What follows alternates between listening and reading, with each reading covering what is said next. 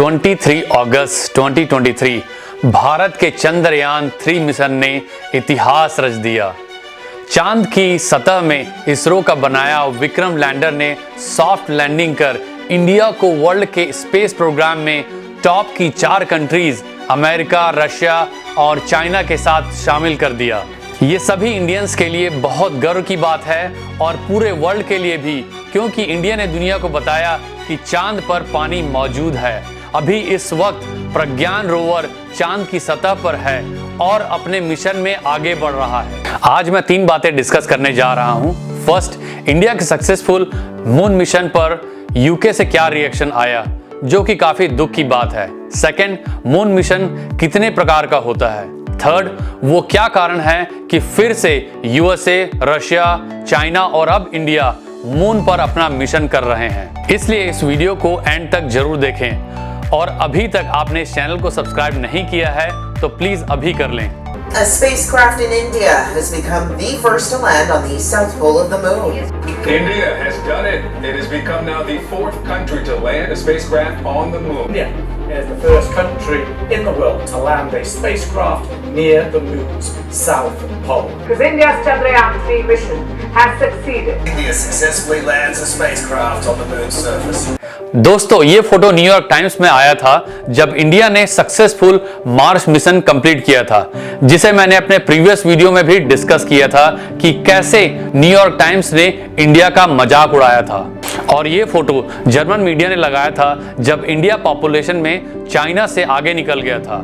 अब देखिए farmer British politicians निगल फराज का क्या कहना है इंडिया के मून मिशन पर। As they spend their money on space probes, as they spend their money on the military, they spend their money on nuclear weapons, still half of the country lives below the poverty line. इस महाशय से India की तरक्की देखी नहीं जा रही है। ये आज भी उसी मानसिकता के गुलाम हैं जहां किसी जमाने में ये लोग इंडिया पर राज किया करते थे।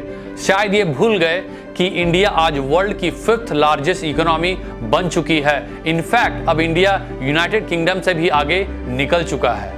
स्पेस प्रोग्राम वाले देशों में अमेरिका, रशिया, चाइना के बाद अब इंडिया का भी नाम टॉप लिस्ट में शामिल हो चुका है। और अब ये वीडियो देखिए जिसमें ब्रिटिश जर्नलिस्ट पैट्रिक क्रिस्टी ने क्या कहा। Congratulate India on landing on the dark side of the moon. I would also like to now invite India to return the £2.3 billion foreign aid money that we sent them between 2016 and 2021. We're also set to give them £57 million next year, but I think the British taxpayer should keep hold of that, don't you? We should not be giving money to countries with a space program. As a rule, if you can afford to fire a rocket at the dark side of the moon, you shouldn't be coming to us with your hand out. Yes, you heard it. इसने कहा कि India को 2.3 billion pounds foreign add वापस कर देना चाहिए। अगर India moon पे रॉकेट भेजना अफोर्ड कर सकता है तो उसे फॉरेन एड के लिए हमारे पास नहीं आना चाहिए। अब बात करते हैं कि क्या वाकई में इंडिया ने इनसे 2.3 बिलियन फॉरेन एड लिया है। इनके खुद फॉरेन ऑफिस ने क्लैरिफाई किया है, जो इस प्रकार है। Since 2015, the UK has given no financial aid to Government of India. Most of our funding now is focused on business investment, which helps create new markets and jobs for UK as well as India. अब question ये है कि ये Christie ने ऐसा क्यों कहा कि 2.3 बिलियन फॉरेन एड इंडिया को मिला है। क्रिस्टी को ये data UK ad spending dog report से मिला है, जिसे इस जर्नलिस्ट ने ठीक से नहीं पढ़ा। ये 2.3 बिलियन फॉरेन एड नहीं है बल्कि बिजनेस इन्वेस्टमेंट है। अगर ऐसी बात है तो सबसे पहले ये हमें हमारा लूटा हुआ खजाना वापस करें जो इंडिया से ब्रिटिश टाइम में लूट कर गए थे। सबसे पहले ये हमारे लूटे हुए कोहिनूर को वापस करें। आपको जानकर हैरानी होगी कि सन 1765 से 1938 के बीच ब्रिटिश ने 45 ट्रिलियन पाउंड्स भारत से लूटे थे, जो हमें कभी वापस नहीं मिले, पर ये हमें लेक्चर जरूर देंगे। चलिए अब आते हैं मून मिशन पर। अभी तक टोटल 146 मून मिशन किए जा चुके हैं 1959 से लेकर अभी तक। इनमें सबसे ज्यादा यूएसए ने 59 मिशन किए हैं, रशिया ने 58, चाइना ने 8 और इंडिया ने 3 मिशन किए हैं। ये सारे मिशन एक जैसे नहीं होते हैं, ये करीब 7 प्रकार के होते हैं। First, fly bye missions. ये काफी सिंपल मिशन होते हैं जिसमें स्पेसक्राफ्ट को चांद के पास भेजते हैं, जो चांद के चारों तरफ चक्कर नहीं लगाता है बल्कि चांद के पास से गुजर जाता है। इसका मकसद होता है दूर से ही चांद को स्टडी करना। आजकल फ्लाई बाय मिशन तब करते हैं जब किसी और मिशन के रास्ते पर चांद दिख रहा हो। Second, orbiter mission. इसमें स्पेसक्राफ्ट चांद के पास पहुंचकर चांद के ऑर्बिट में चक्कर लगाते हैं, जिसे लूनर ऑर्बिट भी कहते हैं। यहां से वो चांद के एटमॉस्फेयर और सरफेस को स्टडी करते हैं। Third, impact mission.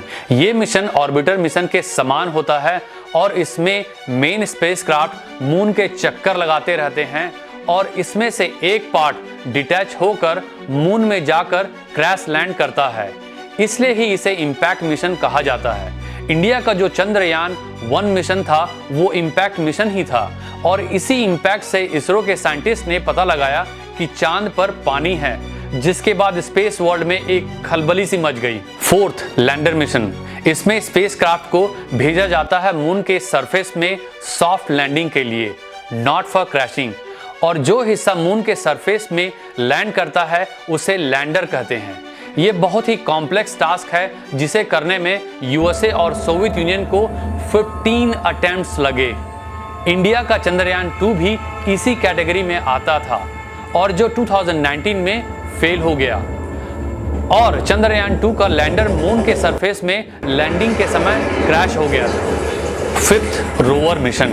Rover robot जैसे होते हैं और इनमें पहिए या व्हील्स लगे होते हैं ताकि ये लैंडर से बाहर निकलकर मून के सरफेस में आसानी से रोल कर सके। रोवर की हेल्प से रिसर्च का डेटा और पिक्चर्स आसानी से धरती भेजा जा सकता है। इस दौरान ये रोवर कई तरह का सैंपल कलेक्ट करते हैं और जब ये सारे सैंपल्स धरती वापस लाए जाते हैं लैब में एनालिसिस के लिए, तो इस मिशन को ही रिटर्न मिशन कहा जाता है, जो कि नंबर 6 कैटेगरी है मून मिशन का। अब आते हैं लास्ट या 7th कैटेगरी में, which is crew landing mission या ह्यूमन मिशन, जहां ह्यूमन को लैंडर में बैठाकर चांद की सतह पर लैंड कराया जाता है और रोवर की जगह इंसान बाहर निकलकर मून की स्टडी करता है और सैंपल कलेक्ट करता है।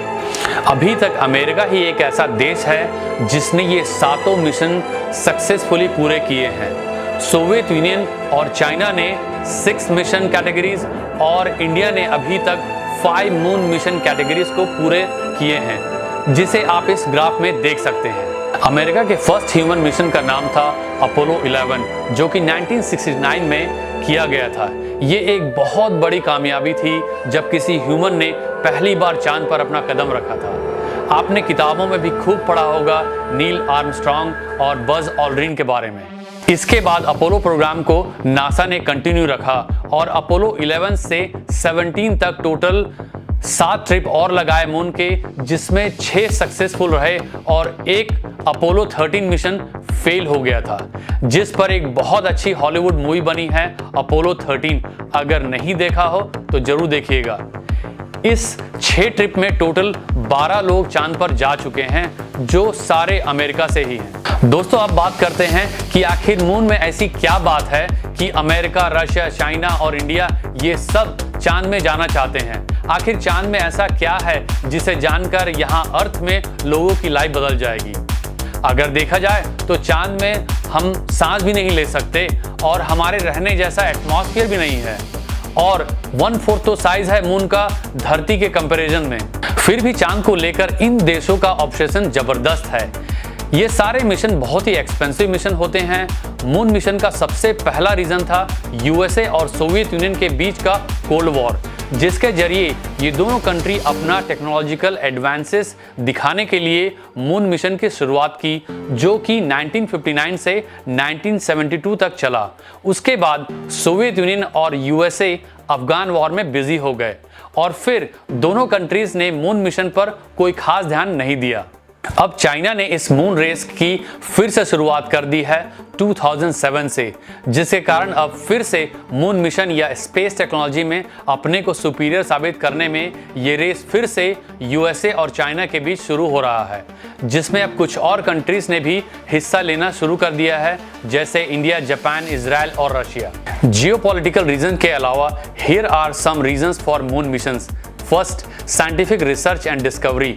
This allows humans to discover more about our solar system. Second, space satellites की मदद से communication, navigations और computer chips technology में काफी advancement हुए हैं. Third, it can inspire people, test the limit of human technical capabilities. Fourth, human possibilities to live in different planet other than Earth. And this is the beginning. Fifth, India के moon mission ने India को elite space group में शामिल कर दिया, जिससे India के scientist को वर्ल्ड में खूब नाम मिला। Sixth, scientist in China discovered rare moon crystal that could power earth. This could be game changer too. Thank you friends for watching this video. अगर ये वीडियो पसंद आए तो लाइक और सब्सक्राइब जरूर करें और इसे अपने दोस्तों या फैमिली के साथ शेयर करें। Thank you, take care.